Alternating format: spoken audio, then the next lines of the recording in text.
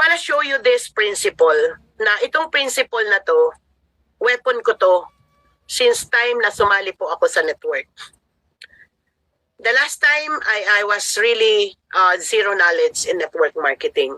Between I saw the W principle, pag ito naintindihan po talaga natin, kakaririn natin talaga ang network.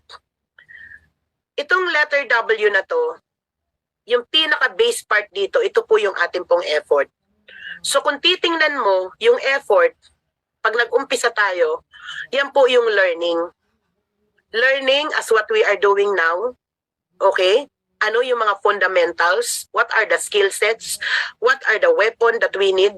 Okay? And number 2, on how we gonna invite. Sino yung mga i-invite?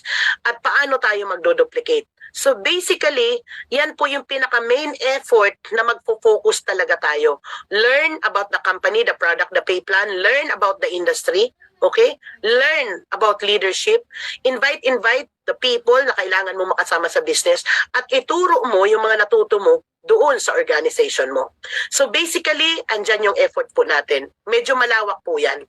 Ngayon, itong dito sa letter W, itong V part dito sa left side at saka B part dito sa right side. Pag tayo ay nag-network, we always start with one person. And one person, we will get $25. Itong kakilala mo, meron niyang kakilala. At yung kakilala ng kakilala mo, may kakilala. So kung papansinin natin, habang dumadami ang directs natin, lumalaki ang income natin.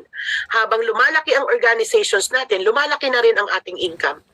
At tingnan mo, habang tuloy-tuloy natin ginagawa yung business, ano nangyayari?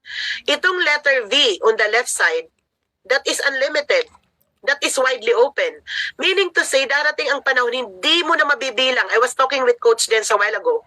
Sabi niya, Coach, hindi ko na talaga kilala ang mga tao. Pero dati talaga sa dati kong network, kilala sila. On the dot, lahat, pati pangalan nila. Pero ngayon, hindi ko na talaga kilala.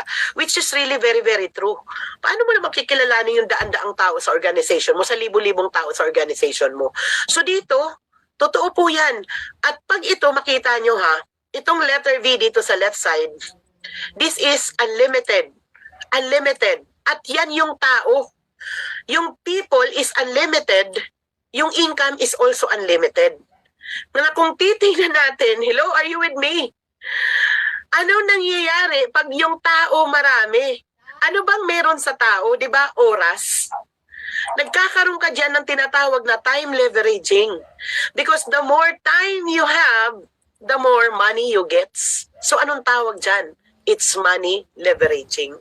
So I hope na na-inspire tayo dito sa W principle na yan. So na wag tayo ditong mainip. Kung medyo natagalan, nag-training tayo, ako po I am into pain. Hirap na hirap po ako, coaches, no? Sa totoo lang, kung mapapansin nyo, nagtitimpi po ako. Hindi ko po makumpuni yung utak ko kasi meron akong iniinda. But I declare no excuses.